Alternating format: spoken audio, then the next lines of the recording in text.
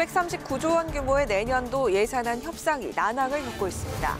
김진표 국회의장과 여야 원내대표는 오늘도 협의를 이어갔지만 감액 규모를 놓고 이견을 좁히지 못하고 있습니다.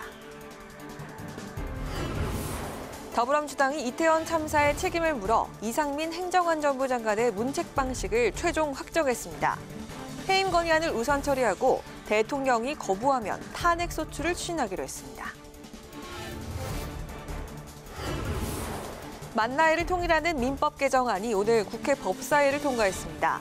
개정안이 본회의에서 처리되면 이르면 내년 6월부터 사법행정 분야에서 국제 통용 기준인 만나일 사용이 통일됩니다.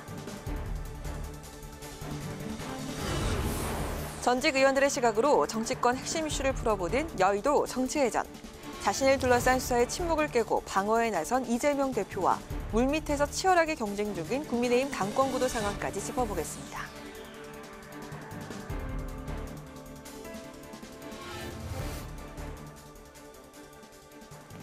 여러분 안녕하십니까? 12월 7일 의정 종합뉴스 뉴스엔 시작하겠습니다. 여야가 모레 끝나는 정기국회 내에 내년도 예산안을 처리하기 위해 막판 협상을 이어가고 있는데요. 좀처럼 합의점을 찾지 못하고 있습니다. 오늘 김진표 국회의장과 여야 원내대표가 다시 만났는데 감액 규모 등에서 여전히 이견을 좁히지 못했습니다. 보도에 홍혜진 기자입니다. 여야 원내대표가 참여하는 3+3 협의체가 내년도 예산안 합의를 위해 어제에 이어 가동됐지만 아직 결론을 내지 못했습니다. 여야 원내대표는 오전에 김진표 국회의장 주재로 추경호 경제부총리와 함께 회동하고 예산안 처리 문제를 논의했지만 입장차만 확인했습니다. 특히 감액 규모를 놓고 평행선을 달렸습니다. 원래 세수가 많이 늘어났는데 법적으로 40%를 지방에 보내도록 돼 있어서 지방에 많이 가서 중앙정부가 쓸 수 있는 재량 예산이 대폭 줄었다. 그렇기 때문에 감액 규모를 예년과 같이 해서는 안 된다는. 정부의 이 감액 사업 관련된 규모에 대해서 너무나 터무니없는 그런 지금 입장을 계속 고집하고 있어가지고 현재 입장의 차이가 현격하다 보니까 좁혀지고 있지 않은 상황입니다. 뿐만 아니라 여야는 지역화폐와 대통령실 이전 예산, 소득세와 법인세 등 예산 부수 법안을 두고도 이견을 좁히지 못하고 있습니다. 다만 대통령실과 검찰, 경찰 등 권력기관의 예산 등 일부 쟁점 예산은 상당 부분 의견 접근을 이룬 것으로 알려졌습니다. 청년 원가주택 등 이른바 윤석열 대통령의 공약 예산은 전액 삭감 대신 5에서 10% 수준에서 감액하고 공공임대주택 등 이재명표 예산은 일부 증액하는 방안이 논의되고 있는 것으로 전해졌습니다. 여야 원내대표는 다시 만나 예산안 협의를 이어간다는 방침입니다. 이런 가운데 민주당은 모레까지 예산안 합의가 안 되면 단독 수정안 상정도 검토하겠다고 압박해 여야 간 신경전은 더욱 치열해지고 있습니다. 국회 방송 홍혜진입니다. 더불어민주당이 이상민 행정안전부 장관에 대한 문책 방안으로 해임 건의안을 선택했습니다. 이미 제출된 해임 건의안부터 처리하고 윤석열 대통령이 거부권을 행사하면 탄핵 소추안을 추진하겠다고 밝혔습니다. 국민의힘은 정쟁의 판을 키우려는 계략으로 정당성과 명분이 없다며 강하게 반발했습니다. 박지영 기자가 보도합니다. 더불어민주당이 의원총회를 통해 이상민 행정안전부 장관에 대한 탄핵 소추안 발의는 잠시 보류하고 해임 건의안부터 처리하기로 의견을 모았습니다. 윤석열 대통령에게 한 번 더 기회를 주고 이번에도 거부권을 행사하면 탄핵 소추 절차에 돌입하겠다고 밝혔습니다. 민주당은 이 장관의 문책이 이태원 참사 진상규명의 대전제라고 강조하며 이 장관의 해임 건의안 수용을 재차 압박했습니다. 이상민 장관 문책은 진상규명의 출발점이자 국정조사의 대전제입니다. 국민의 준엄한 명령이며 유가족과 생존자들의 피 맺힌 절규이기도 합니다. 민주당은 내일과 모레 열리는 본회의에서 이 장관의 해임 건의안 처리 절차를 밟을 예정입니다. 내일 본회의에서 이 장관의 해임 건의안이 보고되면 곧바로 모레 본회의에서 표결 처리한다는 계획입니다. 국민의힘은 즉각 반발했습니다. 이태원 참사에 대한 명확한 진상규명과 재발 방지 의지보다 정쟁의 판을 키워 정치적 주도권을 잡으려는 계략에 불과하다며 정당성도 명분도 없다고 주장했습니다. 국민의힘은 내일 국회 상임위원장 선출을 위해 소집한 의원총회에서 본회의 보이콧 여부 등 대응 방안을 논의할 것으로 보입니다. 책임은 수사 결과와 국정조사 결과를 지켜본 후에 묻자는데 그걸 못 참아서 허둥대는 이유가 도대체 무엇입니까? 이런 해임 건의안은 정당성도 명분도 전혀 없습니다. 이 장관의 해임 건의안은 국회 의석수 과반 이상인 169석을 차지하고 있는 민주당 단독으로 처리가 가능한 상황. 다만 여야 대치가 극에 달하면서 이 장관 해임 건의안과 맞물려 있는 예산안 처리와 이태원 참사 국정조사 일정 등이 차질을 빚을 것이란 우려가 나오고 있습니다. 국회 방송 박지영입니다. 이르면 내년 6월부터 사법 행정 분야에서 만 나이 사용이 통일됩니다. 국회 법제사법위원회가 오늘 전체 회의를 열고 만 나이 사용을 명시한 법안을 통과시켰습니다. 임채원 기자가 정리했습니다. 사법 행정 분야에서 국제 표준인 만 나이 사용을 통일하는 민법 행정기본법 개정안이 국회 법사위를 통과했습니다. 개정안은 본회의 의결을 거쳐 공포 6개월 뒤 시행됩니다. 앞서 민법에서는 만 나이로 나이를 계산했지만 술, 담배, 음란물을 제한하는 청소년 보호법과 입영 기준이 되는 병역법 등에서는 연 나이를 적용해 통일되지 않은 나이 계산법으로 혼선이 잇따랐습니다. 만 나이는 출생일을 기준으로 0세부터 시작해 1년이 지날 때마다 나이가 한 살씩 늘어나는데 개정안은 출생 후 만 1년이 지나지 않은 경우 개월수로 표시하도록 했습니다. 사실 노동과 관련된 부분, 백신 접종에서의 나이 또는 보험 계약과 관련된 나이 여러 가지 나이의 해석에 있어서 논란이 발생했는데 이제 하나의 기준을 완벽히 제시했다 이런 점에서는 의미가 있습니다. 나이는 만 나이로 계산하고 연수로 표시함을 명확히 규정하는 동시에 연령과 나이의 표현 및 나이의 표시를 통일하기 위하여 민법의 다른 조문들을 정비하였습니다. 카카오 먹통 사태의 후속 조치를 담은 방송통신발전기본법 개정안도 국회 법사위 문턱을 넘었습니다. 개정안은 방송통신 재난관리 대상에 네이버와 카카오 등 부가통신 사업자를 추가하고 서비스 긴급 복구를 위한 정보체계 구성, 네트워크와 전력 공급 장치 등의 분산 다중화 조치를 포함시켰습니다. 이 밖에 법사위는 어린이 보호구역에서 불도저, 굴착기 등이 사고를 낼 경우 가중 처벌하는 특정범죄 가중법 개정안과 서울에만 있는 회생 전문 법원을 부산과 수원에도 설치할 수 있도록 하는 법원 설치법 개정안 등 120여 건의 법안을 처리했습니다. 국회 방송 임채원입니다. 친윤계 의원들의 최대 공부 모임인 국민공감이 오늘 출범했는데 소속 의원 115명 중 71명이 참석하며 세를 과시했습니다. 더불어민주당 이재명 대표는 자신을 향한 검찰 수사에 강경 발언을 쏟아냈습니다. 강민지 기자입니다. 국민의힘 친윤석열계 의원들이 주축이 된 당내 최대 공부 모임인 국민공감이 공식 출범했습니다. 장제원 의원 주도로 추진되던 민들레가 개파 정치 우려 속에 출범을 미뤄오다 6개월 만에 이름을 바꿔 다시 나온 겁니다. 국민의힘 전체 의원 115명 가운데 71명이 몰리며 간사를 맡은 이철규 의원은 특정 계파와 무관한 순수한 공부 모임이라며 선을 긋고 당과 윤석열 정부 성공을 위해 노력할 것이라고 거듭 강조했습니다. 모임이 혹여나 이 계파로 흐르는 게 아닌가 이렇게 우려하는 분들이 있는데 전혀 그렇지가 않습니다. 오로지 정책을 개발하고 공부하는 모임으로 갈 것입니다. 출범식엔 당권 주자인 김기현, 안철수 의원에 이어 민들레 출범으로 갈등을 빚었던 윤핵관 권성동, 장제원 의원까지 나란히 참석했습니다. 더불어민주당 이재명 대표는 자신을 향한 검찰 수사에 작심 비판을 쏟아냈습니다.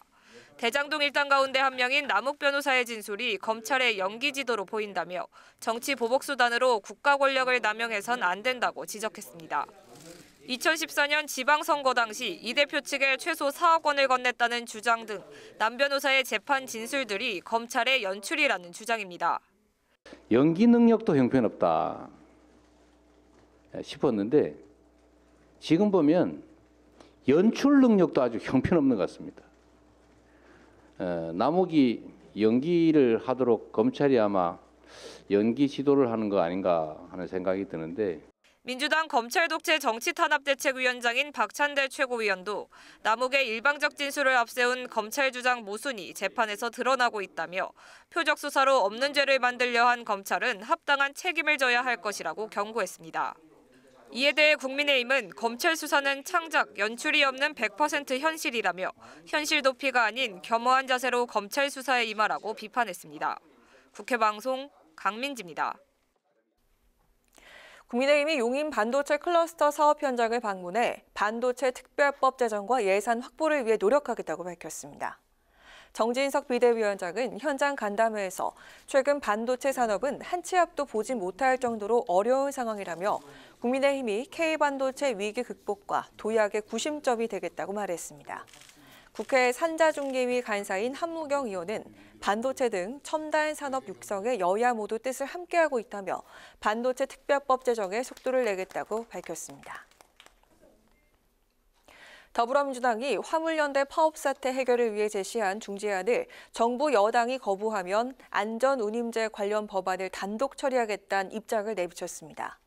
박홍근 원내대표는 오늘 최고위원 회의에서 안전운임제 일몰 시한이 실제로 열흘밖에 남지 않은 만큼 국민 상식에 입각한 법안 처리에 나설 수밖에 없다고 강조했습니다.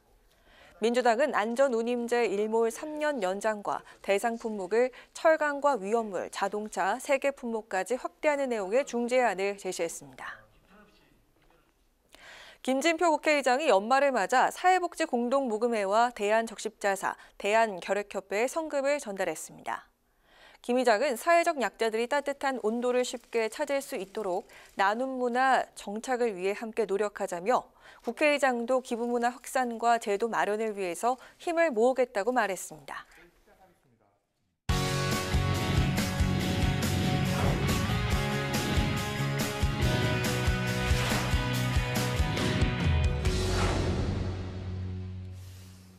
네, 오늘 이슈 분석 태윤영 기자와 함께합니다. 태 기자 어서 오십시오. 안녕하세요. 네, 오늘 국민의힘 친윤계 의원들이 주도하는 모임이 출범을 했습니다.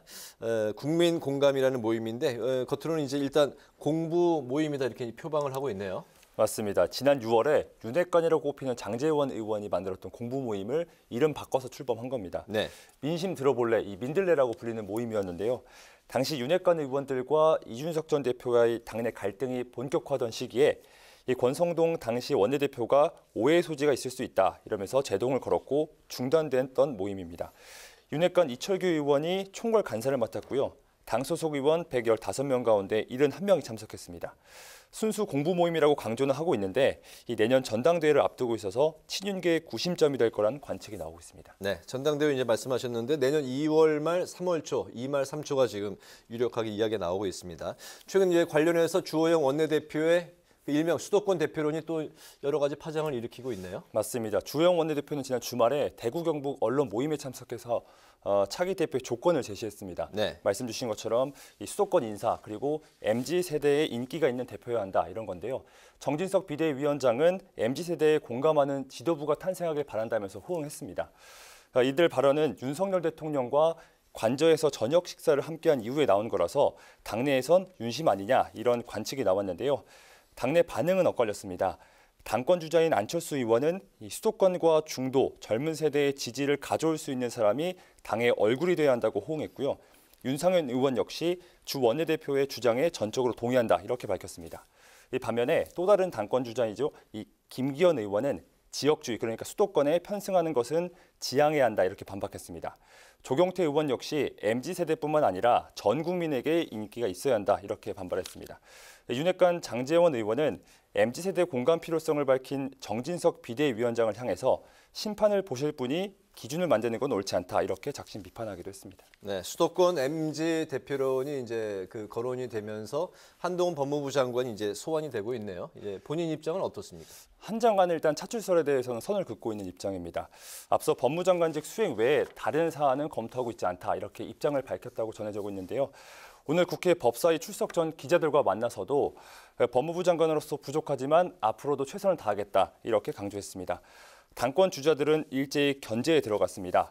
이 나경원 전 원내대표는 이번 당대표는 야당과 균형을 맞춰가야 하는 어려운 자리라면서 대통령께서 더 귀하게 쓰시려고 할 것 같다 이렇게 말했습니다.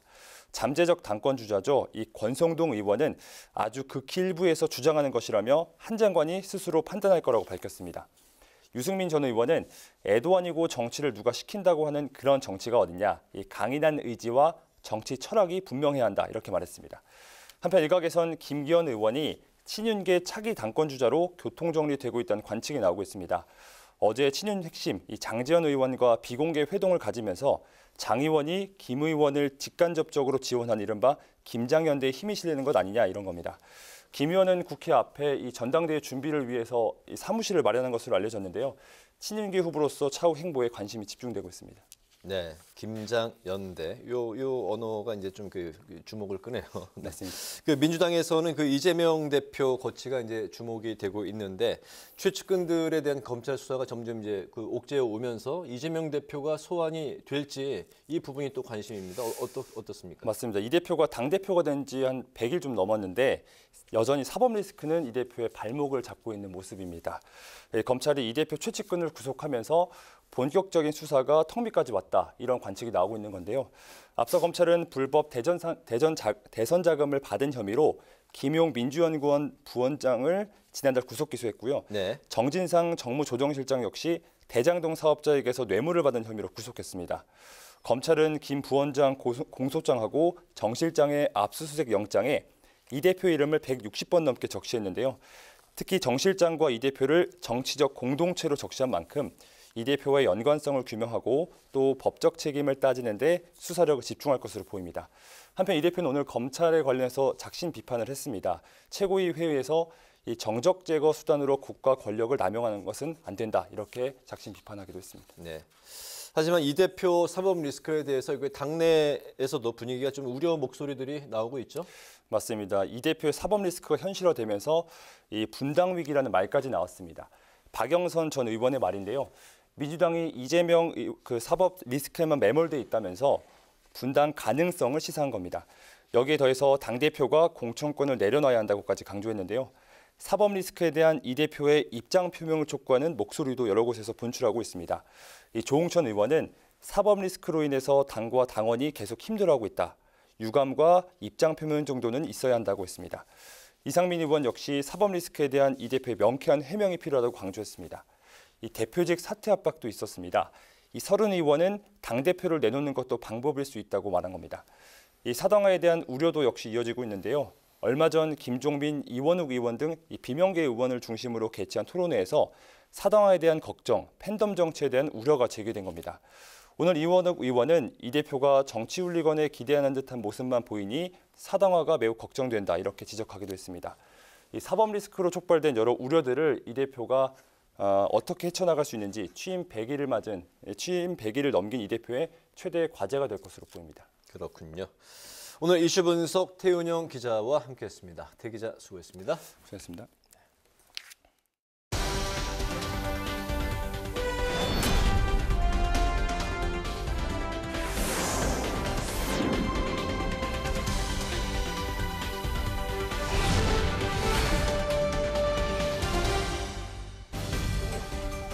(12월 7일) 정치권의 뜨거운 말말말 강아랑의 정치톡 시작하겠습니다.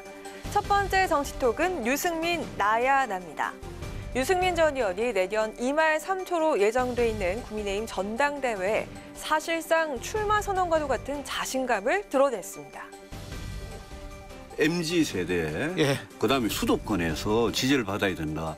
그리고 웬일로 주호영 대표께서 저를 공개적으로 지지하시는가 싶어가지고 제가 안 그래도 그런 당권 후보가 지금 제 밖에 더 있습니까?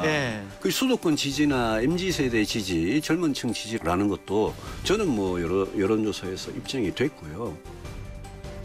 네, 이 같은 자신감을 입증이라도 하듯 오늘 발표한 여론조사 당대표 적합도에서 유 전 의원이 33.6%를 얻어서 선두를 달렸는데요. 현재 국민의힘 내부에선 당대표 선출 방식을 둘러싼 갑론을박도 벌어지고 있는 상황입니다. 현행 7대3인 당원 투표와 여론조사 비율을 9대1로 바꿀지 여부를 놓고 당내 의견이 갈리고 있는 겁니다.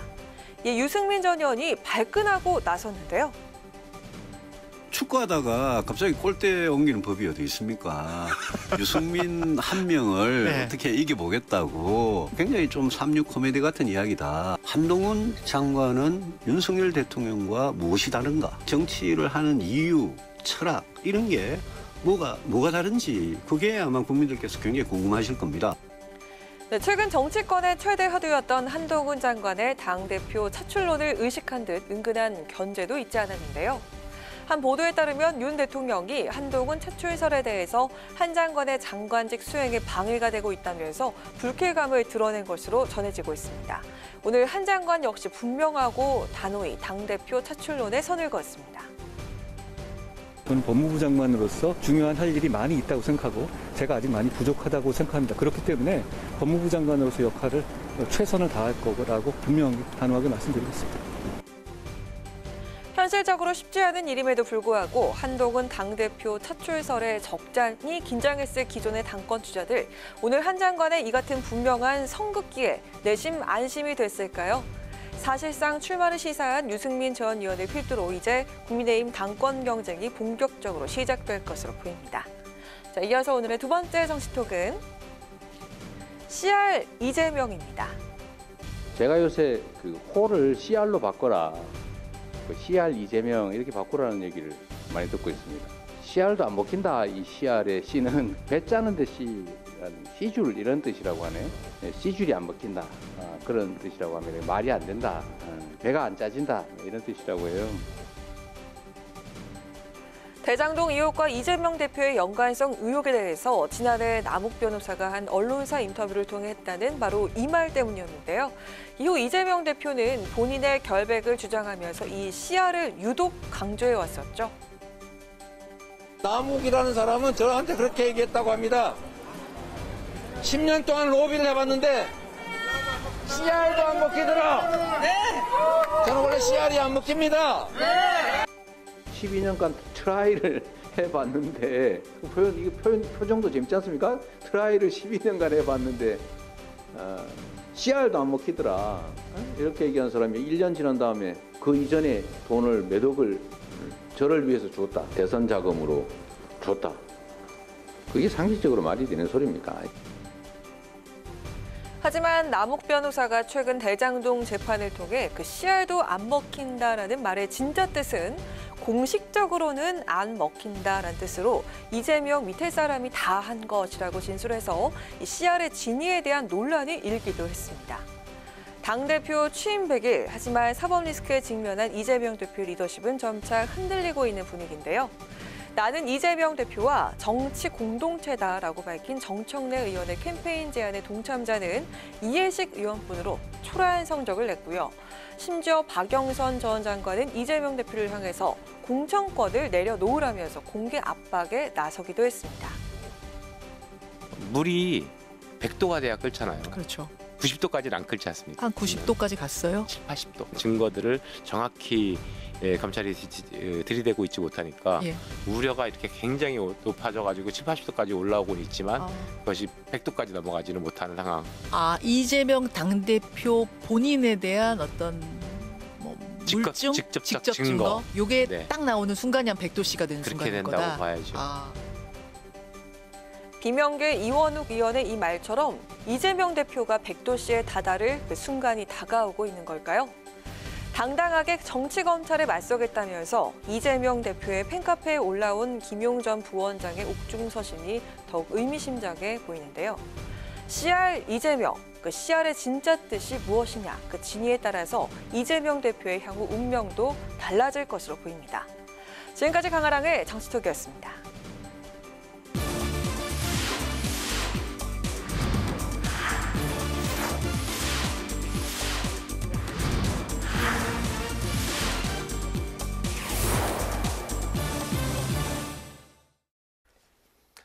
네, 이어서 여의도 정치 외전 시간입니다. 여의도의 전직 의원 두 분을 모시고 오늘 여의도 정치권의 가장 뜨거웠던 이슈에 대해서 양측의 이야기를 들어보겠습니다. 두 분 반갑습니다. 어서 오십시오. 네, 안녕하세요. 네.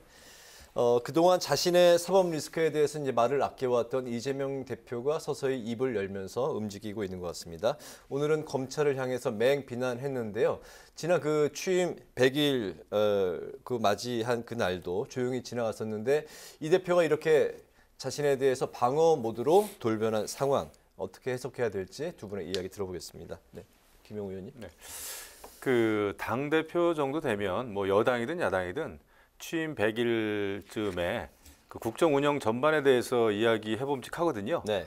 여태까지 당 대표로서 이러이러한 소회가 있었다. 또 우리나라가 처한 현실은 이러이러하다. 여기서 여당은 이걸 잘못했고 야당은 또 이렇게 준비를 하고 있다. 그러니까 여당에 대해서 비판을 하더라도 따끔한 비판을 해야 되고 그 논리적인 비판을 하는 게 맞죠.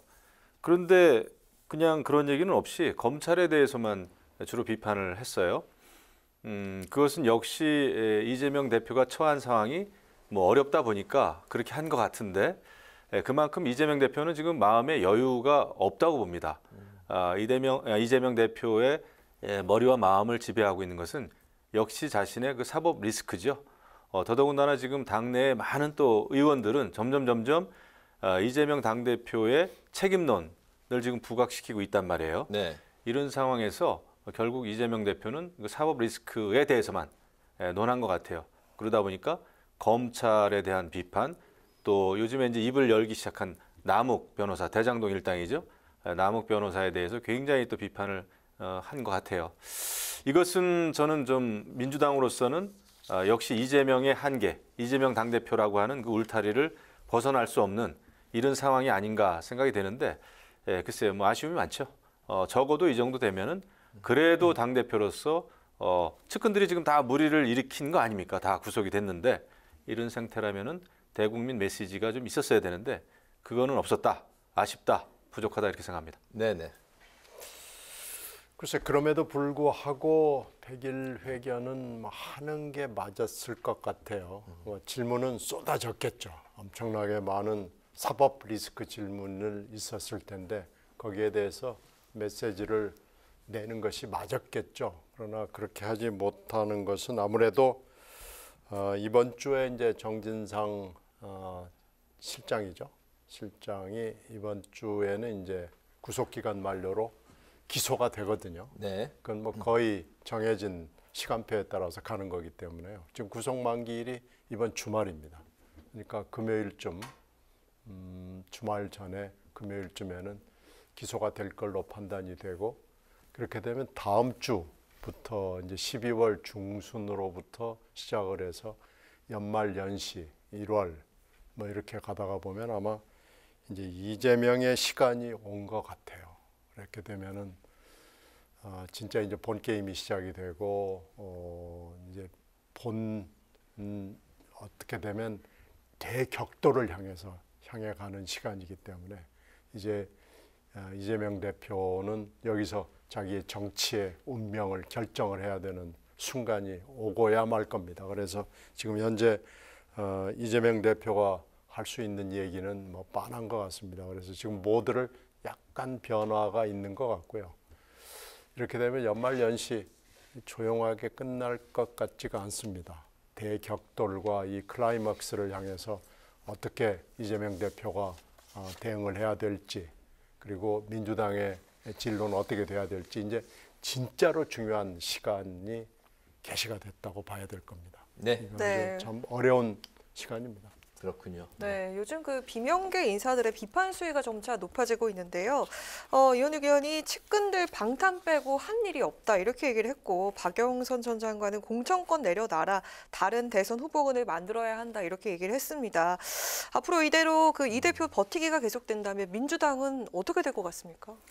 이거 지금 보면은 민주당 내 비명계 의원들이 정말 비명을 지르고 있는 거예요. 어떻게 보면. 네. 왜냐하면은 여러 가지 정부와 여당의 뭐 실수든 실책이든 여러 가지 또 그런 게 있었음에도 불구하고 어떻게 보면 민주당 지지율이 별로 오르지 않고 있고요. 이런 상황에서도 계속 이재명 당대표의 그 사법 리스크만을 방탄해야 되는 이런 그 상황에서 특히 비명계 의원들은 굉장히 지금 초조하고 좀 화가 날 겁니다. 그래서 이원욱 의원도 측근들 방탄 빼고 한 게 없다. 이거 사실 굉장히 엄청난 얘기죠. 당대표에 대해서 또 많은 그 친명계 의원들에 대해서 던지는 굉장히 날카로운 비판 아닙니까? 네. 또 박영선 전 의원은 공천권 내려놔라. 이재명 당대표. 다른 대선 후보가 만들어야 된다. 그렇죠. 그러면서 분당 얘기까지 했단 말이에요. 네. 이렇게 되면은 분당되는 거 아니냐라는 얘기를 했는데 글쎄요. 지금 사실 당대표 취임 100일밖에 안 됐는데 분당 얘기 나오고 또 공천에 대한 얘기 나오고 하면은 이것은 단순한 그 흐름이 아니죠. 이렇게 되면은 이재명 당대표의 어떤 그 지도력이 굉장히 흔들릴 수가 있다. 그리고 이것이 조만간 뭐 정리되거나 해결될 일이 아니지 않습니까? 뭐 대장동뿐만이 아니라 워낙 많은 여러 가지 그 범죄 혐의 때문에 검찰의 소환 이런 거는 계속해서 예정이 됐다고 봐야 되죠. 이런 상황에서 비명계 의원들의 이런 어떤 불만 섞인 목소리는 점차 횟수도 많아지고 또 이 참여하는 의원들의 숫자도 많아지지 않겠나. 이런 상황에서 이재명 당대표가 지금의 입장을 계속 똑같이 변화 없이 한다면은 모르죠. 분당 얘기가 더 많이 나올 수도 있겠죠. 네. 최근에 그 남욱 변호사가 정영학이 이낙연 측에 대장동 자료를 전달했었다. 이런 이제 그 폭로를 하면서 그 이재명 대표 측 지지자들이 이낙연 전 대표를 향해서 이제 비판을 이제 쏟아내고 있는 상황입니다. 이낙연계 지난번에 이제 그 지난 대선 경선 과정에서 이낙연계에서 이제 그 활동을 하셨었는데요. 네. 현재 이 상황을 이낙연계에서는 그 어떻게 지켜보고 있습니까? 이게 그 당시를 우리가 한 1년여 전으로 돌아가 보면은요. 네. 다 지금 잊어버렸어요. 우리가 얼마나 그 기억의 메모리가 짧은지를 보여주는 건데요. 이게 제가 잠깐만 설명을 드리면 작년 8월 말, 8월 30일 그때 인터넷 매체에서 대장동에 대해서 보도를 했습니다. 네. 그로부터 한 보름쯤 뒤에 9월 중순에 신문이 보도하기 시작했어요. 그리고 검찰이 수사에 들어가고 이때 정영학 회계사가 녹취를 검찰에 넘겼습니다. 네. 근데 정영학 회계사의 녹취록이 넘어갔다는 얘기만 있지 내용은 하나도 안 나왔거든요. 도대체 녹취록을 받아볼 수가 없었기 때문에 언론들이 그 당시에 윤영찬 의원이 캠프에 있었는데 네. 윤영찬 의원이 정영학 회계사로부터 직접 그 녹취록을 받았다. 그러니까 제보를 받고 같은 녹취록을 검찰에 넘겨줬다는 얘기를 듣고요. 윤 의원에게 와가지고 좀 같이 듣자 이렇게 얘기를 한 거예요. 네. 그래가지고 그때 이제 윤영찬 의원이 그 매일 회의를 하니까 어떻게 된 거냐 그랬더니 도대체 정영학 회계사라는 사람을 알지도 못하고 녹취록은 더군다나 알지도 못하는 거다. 그리고 녹취록이 넘어올 가능성은 일단 없고 녹취록이 있다고 해도 설사 윤 의원 본인한테 이것을 갖다 줄 가능성이 전혀 없다라고 얘기를 해서 그때 끝났습니다. 그럼 이 자료를 전달했다는 그 정황에 대한 그 증거는 전혀 없는 상황인가요? 전혀 없습니다. 그렇게 해서 그때 9월 달에 난리가 나고 끝났어요. 이미 끝난 건데 그 얘기를 남욱 변호사가 이제 1년여가 지금 지난 뒤에 법원에서 얘기를 하니까 마치 새로운 얘기처럼 지금 난리가 났습니다. 그런데 이미 그때 9월 달에 작년 9월 달에 끝난 얘기고요. 윤영찬 의원은 정영학 회계사를 알지도 못하고요. 그러니까 이게 넘어올 가능성이 전혀 없고 정리가 됐는데요. 상황이 하나 변한 게 있다면은 남욱 변호사가 지금 재판에 매주 나와가지고 여러 가지 얘기를 하면은 그 개딸을 중심으로 한 재명인의 마을의 그 회원들이 남욱 변호사 얘기 전부 거짓말이고 나쁜 사람이고 뭐 계속 욕을 하는데 이 얘기 이번에 지금 물으신 네. 그 얘기 녹취록을 윤영찬 의원에게 전달했다는 이 얘기는 남욱 얘기가 맞다고 그러는 거예요.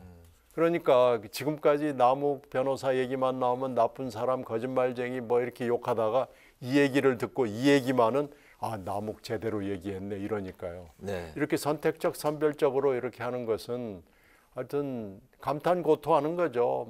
맛있으면 삼키고 쓰면은 뱉어버리는 그런 거고 이렇게 선별적으로 하면 안 되고요. 오히려 유동규라는 사람이 지금 법정 증언이나 여러 가지 그 인터뷰를 통해서 경선 자금을 그 당시 경선 자금을 건넸다고 그러는 거 아니에요?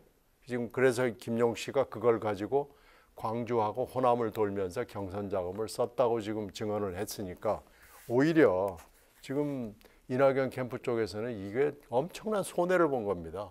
그래서 별로 호남에서 이낙연 캠프가 덕을 본 게 그렇게 많지 않습니다. 이낙연계에서는 현재 그 남욱 변호사가 왜 이 발언을 했다고 그 추측을 들은 거죠. 들은 거고 그 당시에 뭐 이런 얘기들을 누구하고 했는지는 모르겠는데 들은 얘기를 가지고 남욱 변호사가 또 얘기를 한 건데요. 네. 남욱 변호사가 얘기를 했다는 것이 이미 9월달 그 내용은 9월달에 상황이 정리된 거고요. 상황이 딱 하나 바뀐 건 남욱 변호사가 귀국해가지고 얘기를 다시 한 겁니다. 그러니까 상황이 바뀐 건 아무것도 없습니다. 알겠습니다. 네. 네. 자, 이제 여당 쪽 상황 볼까 하는데요. 전당대회를 앞두고 있는 여당 셈법이 참 복잡해 보입니다. 장제원 의원이 주호영 원내대표를 비판을 했는데 주호영 원내대표가 수도권에서 지지를 얻고 또 MZ세대를 대표할 수 있는 그런 당대표가 나와야 하는데 지금 현 당권 주자들은 성에 차지 않는다. 이렇게 얘기를 했기 때문입니다. 장제원 의원이 왜 심판이 나서나 이렇게 비판을 했는데 자, 이들의 좀 미묘한 신경전이 느껴지는데 이게 계파 갈등의 신호탄이 될까요? 어떻게 보십니까? 뭐 전당대회 앞두면은 늘 이런 일이 있어 왔어요. 그리고 이제 원내대표 또 이제 당대표, 지금은 이제 비대위원장이죠. 이런 당의 지도부는 당연히 앞으로 다가오는 그 전당대회를 걱정을 할 수밖에 없는 거죠. 네. 그리고 더더군다나 이것은 이제 내후년에 총선이 있는데 총선에서 수도권, 청년, MZ세대의 지지를 받아야 된다는 거는 새삼스러운 일이 아니라 너무나 중요한 일이에요. 너무나 중요한 일이기 때문에 그 당의 앞날에 대해서 또 윤석열 정부의 앞으로의 그 성패를 걱정한다면은 당연히 해야 될 걱정입니다. 그런데 글쎄요, 뭐 원내대표가 이 정기국회 내 뭐 지금 안에 있지만은 그 이런 그 앞으로 전당대회에 대해서 걱정하는 건 저는 너무나 당연한 일이라고 생각하거든요. 정치인입니다, 기본적으로. 네. 그런데 이제 지금 그 나와 있는 그러니까 소위 이제 지금 출마를 염두에 둔 많은 의원들이 전당대회 이제 당 대표로 말이죠 나오는 사람들이 조금 이 사람이다라고 하는 게 좀 없지 않느냐 당내에서 이런 얘기거든요. 근데 이런 얘기는 사실 지금 당원들이나 의원들 만나면 다 그런 얘기를 또 합니다. 그래서 이게 없는 얘기를 주호영 원내대표가 갑자기 한 건 아니고 상당히 많은 그러니까 당을 걱정하는 사람들의 이 평균적인 저는 심리 상태라고 봐요. 그래서 주호영 원내대표 뭐 그런 말 할 수 있다. 또 정진석 비대위원장도 비슷한 얘기 했거든요. 그러면 중요한 것은 그거 그러니까 MZ세대 수도권 청년층 그다음에 이런 그 어떻게 보면 이제 뭐 중도층에 대해서 우리가 소위 이제 소구력을 갖기 위해서 당이 뭘 해야 되느냐, 어떻게 개혁을 해야 되느냐, 꼭 인물의 문제가 아니란 말이죠. 그런 게 이제 총체적으로 같이 고민이 돼야 되는 건데 이게 마치 누구는 안 돼, 어느 출신 누구는 안 돼라는 식으로 가면은 이거는 집안 싸움이죠, 말 그대로. 네. 이렇게 좀 건설적인 이런 그 방향으로 가기가 어렵다. 근데 저는 이것은 어느 정도는 피할 수가 없다. 왜냐, 당 지도부를 뽑는, 당 대표를 뽑는, 더더군다나 내후년에 어떤 공천에 있어서 막강한 영향력을 행사하는 이번에 차기 지도부에 대한 선거를 앞두고 이런 정도의 뭐 분란이라 그럴까요? 갈등은 피할 수 없다 생각합니다. 근데 이제 후보군을 쭉 열거하면서 성에 차지 않는다고 해가지고 후보군 바깥에 있었던 한동훈 장관이 이제 자연스럽게 이제 또 이제 거론이 되면서 말이 더 이게 증폭이 되는 것 같습니다. 주호영 의원의 개인적인 성품이나 현재 그 직책으로 봤을 때 주호영 의원이 이런 얘기를 공개적인 자리에서 지금 대구에 있는 당원 모임에서 질문에 대한 답변으로 한 거 아니에요? 질문이 한동훈 대망론에 대해서 어떻게 생각하냐고 하는 거에 대한 답변에서 여기서 지역 얘기, 세대 얘기, 네. 윤심 얘기 다 나온 거죠. 공천 잘할 사람은 사실은 윤심을 잘 이행할 사람이라는 얘기죠. 이렇게 얘기한 것은 이건 뭐 증거를 가지고 그러면 네.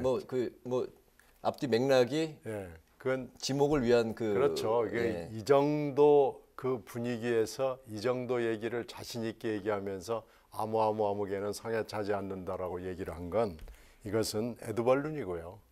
이것은 윤심을 어느 정도 실을 수밖에 없는 상황이고요. 물론 당심에도 뭐 이런 게 있죠. 근데 윤심이 분명히 여기 실려 있는 거고 지금 여기에 대한 반발이 나오는 걸로 봐서는 금방 얘기했던 아무개는 아웃이고요. 그 나머지 중에서 이제 골라야 되는데 마음에 드는 사람이 없는 거죠. 근데 이 조건을 딱 보면은 이준석이 떠오르잖아요.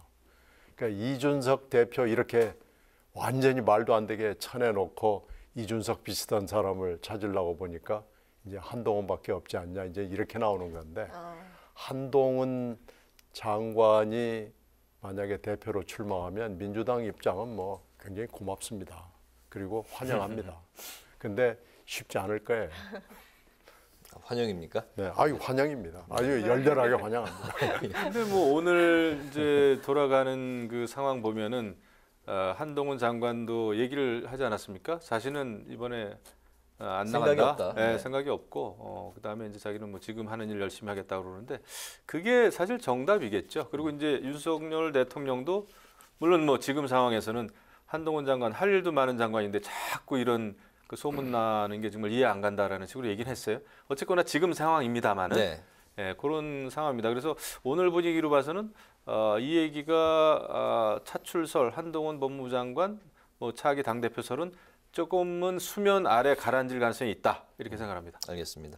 정치권에서 이제 그 공부 모임이 간혹 생기는데 공부 자체는 이제 굉장히 바람직하고 좋은 그 생각이라고 드는데 친윤계의 이제 공부 모임이라고 이제 주변에서 이제 보고 있습니다. 국민 공감이 그동안 이제 잠시 쉬었다가 다시 이제 출범을 했는데 115명의 전체 국힘 의원 중에서 71명이 참여를 했기 때문에 이게 친윤계 결집에 나섰다는 관측이 자연스럽게 뭐 나올 수밖에 없는 그런 외부 시선인 것 같습니다. 어떻게 보십니까? 이게 시작할 때부터 저는 이게 민들레라고 그래서 윤들레라고 저는 장명을 했고요. 네.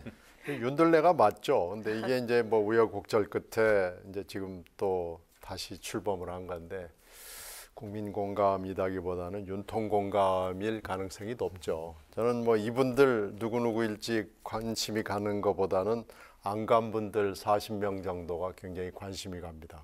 그래서 이분들이 대단한 배짱을 가지고 있는 분들이구나. 국힘 쪽에도 이렇게 배짱이 있는 분들이 꽤 있구나라는 것이 굉장히 저는 관심이 가고요. 이분들 리스트를 한번 좀 확인해 보고 싶고요. 언론들도 확인을 할 겁니다. 그래서 자연스럽게 알게 되지 싶고요. 지금 공부 모임, 그리고 뭐 공부 모임이라는 게 사실 의원들 공부 모임은 빤하거든요. 내용보다는 누구누구가 모여서 무슨 얘기를 나눴느냐라는 게 중요한데요. 지금 하여튼 이 윤핵관들이 몇 사람 이렇게 거론이 되는데 별로 본인들끼리는 사이가 별로 안 좋은 걸로 지금 돼 있거든요. 그리고 실제로 언론 앞에서나 국민들 앞에서 사이가 안 좋다는 것을 거의 공표하다시피 한 사안들이 몇 건 있었고 이래서 그건 뭐 사실 공개된 비밀일 겁니다. 그래서 좀 잘해보자라는 다지기 비슷한 게 있을 텐데 잘 되지는 않을 거예요. 힘이 있는 데는 반드시 사달이 나게 돼 있거든요. 그래서 공부는 이제 그만하고 이제 앞으로 어떻게 돌아갈지라는 것이 저희들 입장에서나 국민 입장에서는 대단히 관심이 가는 대목입니다. 그 화면에 이제 그 원로 김영석 교수의 이제 모습도 보였는데 정말 그 신 의원님 말씀하신 대로 참석하지 않은 44명의 그 의중도 좀 궁금하기도 한데 그 어떻게 좀 보셨습니까? 저희도 과거에 뭐 아주 엄청난 그 계파 모임 소위 지금 이렇게 돌이켜 보건대 그런 거 많이 했죠. 우리 뭐 함께 내일로도 했었고 그런 이제 계파 모임으로 해석되는 그런 거 많이 했는데 70명 정도 모이면 사실 공부 어렵습니다. 옛날 중학교가 한 반에 한 70명 있었던 거예요. 네, 70명이 모여서 한 사람이 한 마디씩 얘기하기도 어렵잖아요. 그러니까 이제 좀 어떻게 보면 이렇게 좀 보험 들어놓는 것 같은 느낌인데 그냥 아마 꼭 계파 모임이다라기보다는 윤석열 대통령 도와줘야 되는 거 아니냐. 우리가 집권 여당으로서 또 보통의 야당이 아니라 민주당이 정말 굉장히 여당에 대해서 이렇게 세게 나오는데 이런 상황에서 경제도 어렵고 외교 안보 다 어려운데 이런 때 윤석열 정부가 잘 안착해가지고 그 성공하는 정부를 만들어야 되는 거 아니냐 뭐 이런 아마 그런 뜻일 거예요. 네. 그런데 거기에 이제 참여하면서 출발부터 사실 삐거덕 됐었죠. 솔직히 뭐 장제원 의원, 권성동 의원 상당히 좀 서로에 대해서 좀 뭐라 그럴까요?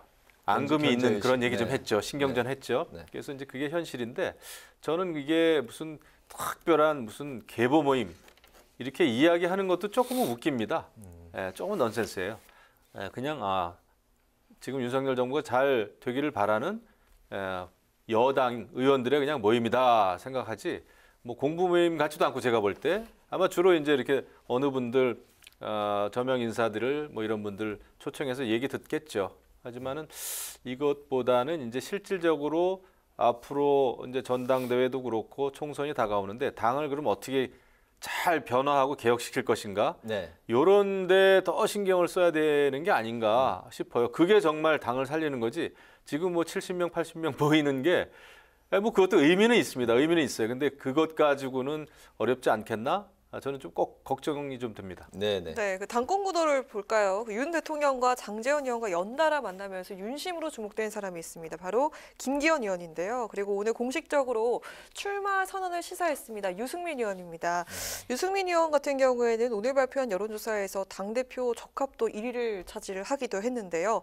앞으로 이 국민의힘 내 당권 구도 어떻게 흘러갈 것으로 전망을 하실 수 있을까요?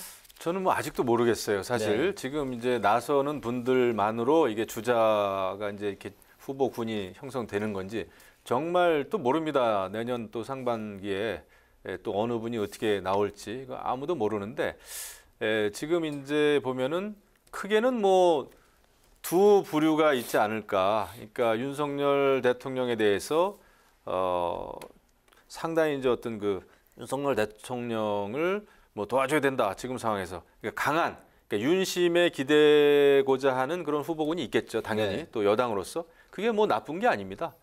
그게 나쁜 게 아니라 그만큼 그 내용에 충실해야 되고 그게 이제 합리적이어야 되겠죠.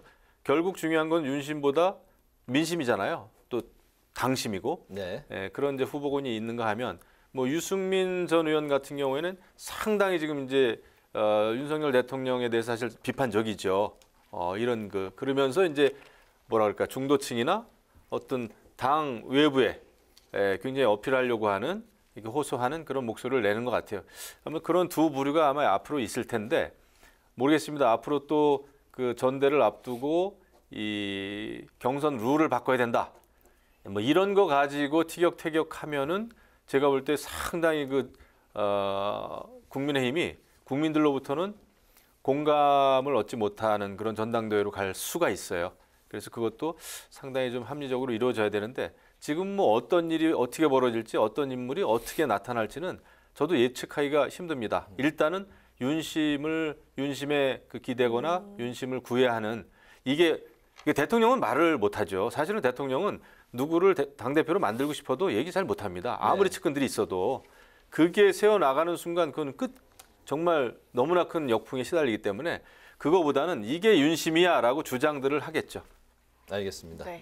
제가 옆에서 관전하기에는 김기현 의원은 나오지 말라고 아마 다독거리느라고 만난 것 같고요. 아 그렇습니까? 네, 유승민 의원은 아마 이번 전당대회의 키워드 중에 하나가 어떻게 유승민을 주저앉히느냐 깔아앉히느냐가 될 거기 때문에 뭐 굉장히 시끄러울 것 같고요.